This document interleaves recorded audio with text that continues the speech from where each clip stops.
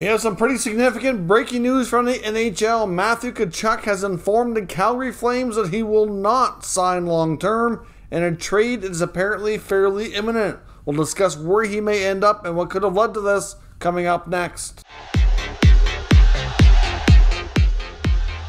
Welcome back to another video here at Top Shelf Hockey. As I mentioned, we have some pretty significant news from the NHL. Of course, in the last day or two, we've been talking about Matthew Tkachuk and the fact that the Calgary Flames have club elected salary arbitration, and wondering if this could lead to a divorce and a trade. And it looks as though that's exactly where things are heading. There are new reports here today from Jeremy Rutherford of The Athletic, as well as Eric Francis of Sportsnet, both indicating that Matthew Tkachuk has informed the Calgary Flames that he will not sign a long-term deal. So ultimately, this is apparently something that was informed to the Flames in the past couple of days.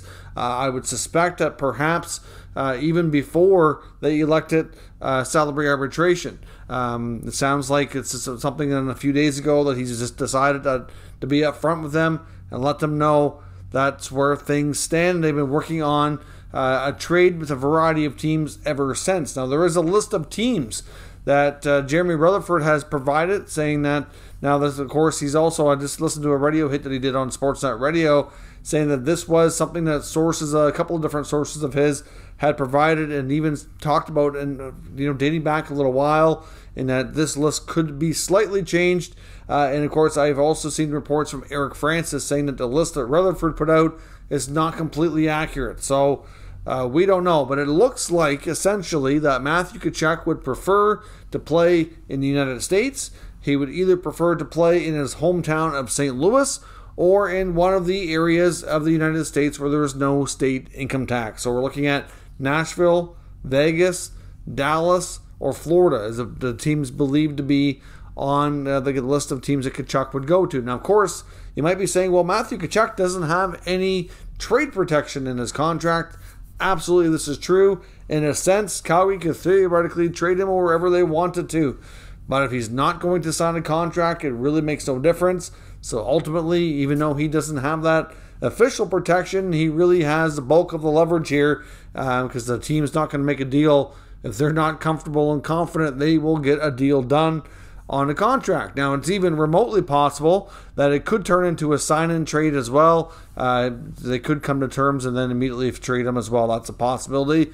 Or they could see the trade happen and ink the new deal with the new team. Now, of course, why has this happened? Now, of course, speculation here amongst the different reporters, and I see some of the athletic beat reporters that cover the Blues and the Flames have gotten together and done an article here. They do suspect that the Johnny Gaudreau decision to depart via free agency may have played a big role here. There's talk about why else would he not want to stay in Calgary. Well, it's believed that, obviously they have an old arena. They really need a new arena situation there. They've been unable to get a deal done with the city. Obviously, that's been on and off the table a number of times over a number of years. No firm plans in place to get the Saddle Dome replaced.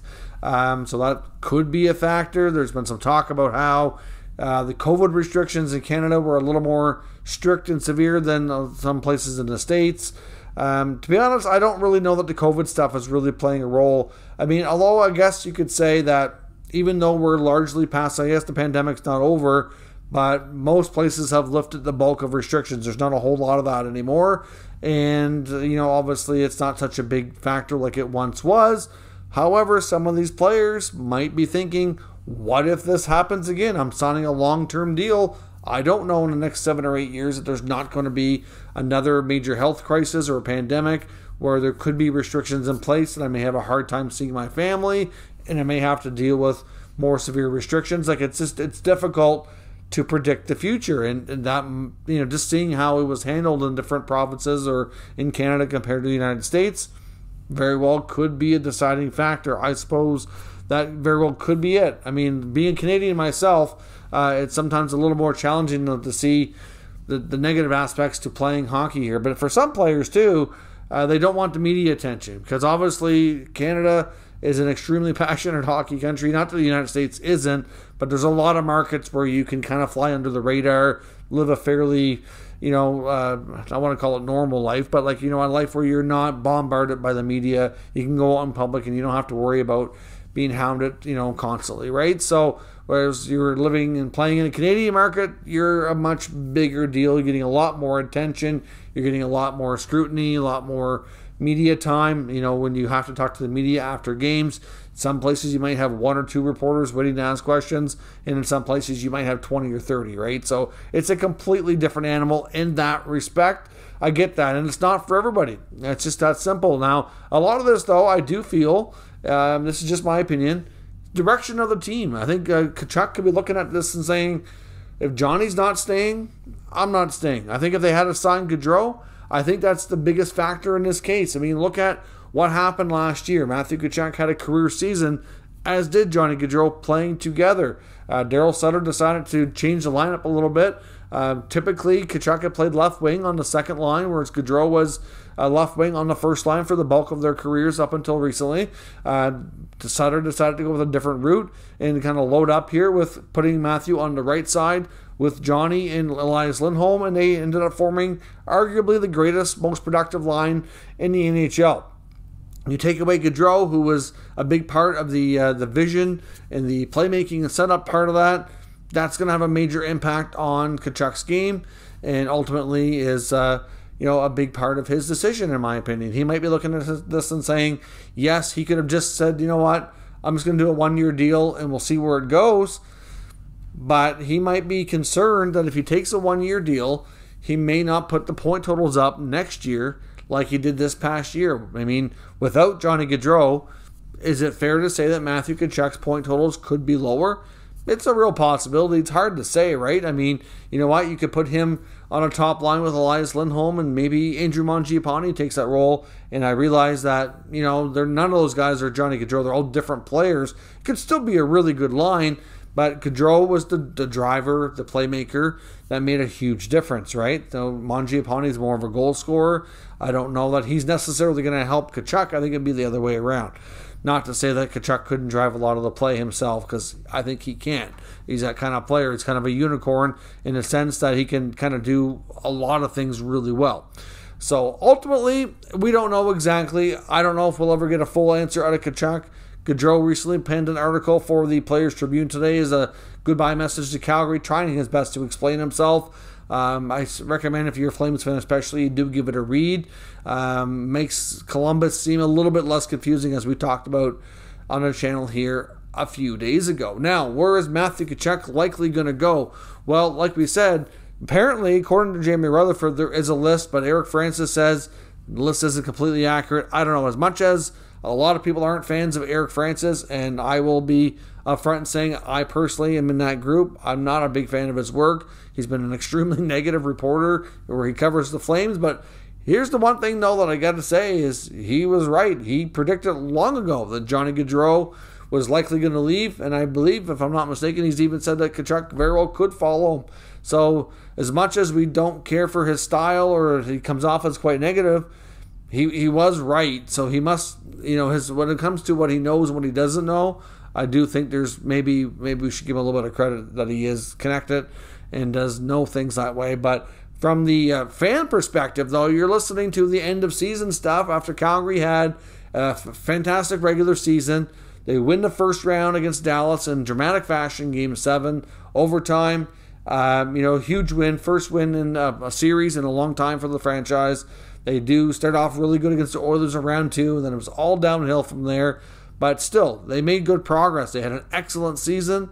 And listening to Matthew Tkachuk's end of season media wrap up, he even said he's fallen in love with the place. He'd absolutely be open to signing long term. And that's why I really think the Gaudreau thing is more of a factor than anything else here. Either that, or he's just was full of BS and never meant what he said. And I would like to think that, that's not entirely true, but you never know. We don't know these people personally. Players are, for the most part, all players are kind of known for the most part of kind of saying all the right things because they don't want to get into it, right? So we'll have to wait and see, and time will tell. But of these 5 teams, who's the most likely to land them? Well, if you look at them, For the most part, some of them have more difficult cap situations than others. Looking at the Vegas Golden Knights, for example, they are very, very tight on the cap. They could even to shed some more money, let alone take on another player that's going to be signing for $9 or $10 million. But they'd have to move. To me, a Vegas deal, just from a cap perspective alone, would likely have to include William Karlsson and Jonathan Marchessault. Those two players combined would make comparable to what Matthew Tkachuk is going to make, maybe even slightly more to get him under the cap. You're likely including a top prospect like Brendan Brisson, maybe a first-round pick. Like, it's going to be an expensive deal. Is that appealing to Calgary? I don't know. How anxious will Vegas be to get on this? I mean, obviously we know every other time a top player like Jack Eichel, Mark Stone, Alex Pietrangelo has come on the market, they've been pretty aggressive and wanting their new shiny toy. So we'll have to wait and see how that plays out. But ultimately, that would likely be the kind of deal that they'd be looking at. I mean, Marchessault is no Matthew Tkachuk, he's no Johnny Gaudreau, but he can be a 30-goal scoring winger. At least he's got some value there. Brendan Brisson's an excellent prospect coming up. You could get a first-rounder. William Karlsson, to me, that's more of a cap dump from Vegas perspective. I don't know that he's going to be an overly productive player. Can give you a similar game as Michael Backlund, but Backlund's going to give you a little more offense, I think. So I don't know how great of a deal that would be, but that's likely what we're looking at. Like the Florida Panthers, I get the desire to play in Florida. Again, all of these places besides St. Louis, his hometown, are places with no state tax. What are they going to have to include? You're probably looking at a combination of some younger players that are, good contracts and productive. Sam Reinhart, Carter Verhaeghe, Anthony Duclair, some kind of combination, a couple of those players. Maybe Florida has to include Anton Lundell. Maybe a first-round pick, which would have to be a ways out because they've already dealt a lot of picks. I don't know how much of a chance they really have to do that. They were rumored to be extending Jonathan Huberdeau, likely on a big-time long-term deal. I don't think Calgary's going to want a veteran player back on a short-term contract that they're not confident they can keep, right? So it's difficult to say where things go, but it would be kind of a package built around those players. I think that would be tough to get done. The Dallas Stars are reportedly in the mix. You'd think that if you're Calgary, you're starting a conversation talking about some of they have some good prospects there, whether it be Thomas Harley, Maverick Bourque, Wyatt Johnston. I'm going to be asking for a couple of those players, maybe Rupe Hintz, along with a first or something. Like, you're going to be having to give up a lot if you're Dallas, but the problem is, from a cap perspective, how do they afford it? They still have to sign Jason Robertson and Jake Ottinger, and they barely get enough cap space to do that. And all the players I've just talked about are mostly prospects, except for Hintz is not making a ton of money here just yet. So they'd have to, ideally, they'd have to move like Jamie Benn or Tyler Seguin. I don't see Calgary wanting either of those players. I don't see either of those players wanting to budge on a no-move clause. I don't know. I mean, there was in the article in The Athletic, they suggested Dallas try to build something around Esa Lindell because of the money, but he's also got some trade protection. And secondly, Calgary's probably not going to want to focus this around a top defenseman. I mean, and Lindell's probably on most teams like a number 3 or 4. I don't know if that's really going to be doable. I mean, Dallas has the young players to intrigue Calgary. I just don't know that they have a contract or two, a veteran that can go have an immediate impact and could offset the cap side of things to make things work for both sides. I don't know. Nashville's another team, obviously. The Athletic recommended that maybe they take a player like Colton Sissons from a cap perspective. I mean, would Calgary have any interest in Ryan Johansson or Matt Duchene? I mean, one of those might be available. I mean, I don't know that they would want them, but it's there. You're looking at some prospects like, I don't know, Tomasino, Evangelista, Dante Fabro on defense. Like, some of those players might be who you're looking at. But again, tough cap-wise. And of course, his hometown of St. Louis is likely going to have to be Tarasenko, who we, according to Frank Saravalli and other insiders, say he still wants out. So if he indeed does want out, you would think he'd accept a deal to Calgary. And you're probably looking at another young player, considering he's only got 1 year left and no guarantee you're going to keep him beyond that. You're probably looking at getting or asking for Jordan Kyrou.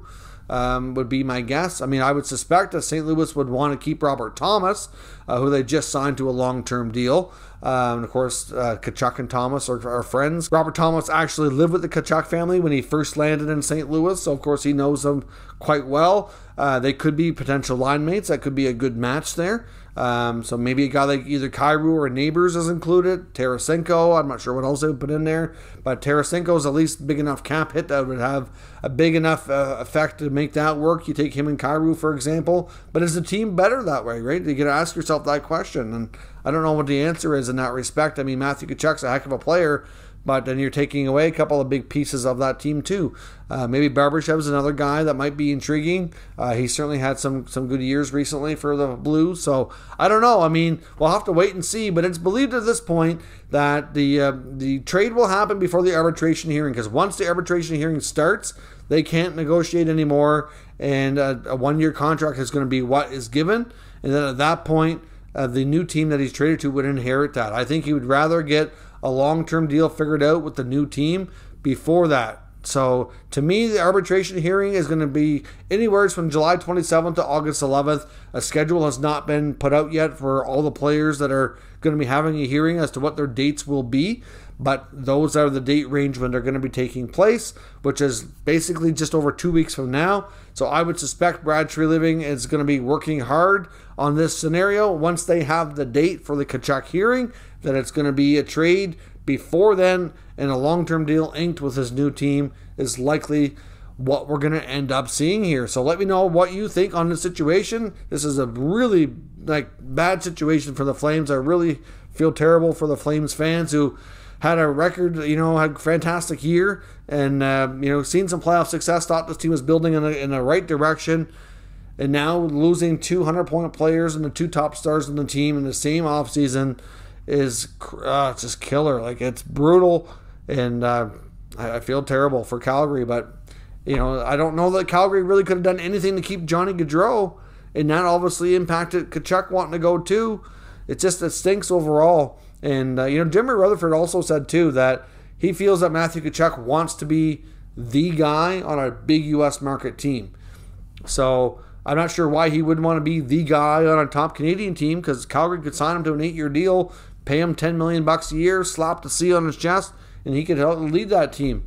Why was he not interested in that? There's got to be other things about Calgary that somehow was not appealing here to me. I just, I don't know exactly what they'll be based on what else we've already discussed here. So let me know your thoughts, especially if you're a Flames fan. What do you feel about this? Why do you think Calgary's having such a hard time keeping their stars? Where do you think he ends up? Give me some good mock trades in the comments and we'll discuss further. If you're new to the channel, make sure you subscribe and stick around. We'll keep you up to date with all the latest news, rumors, and analysis on all 32 NHL teams. Thank you for watching, and I'll catch you next time.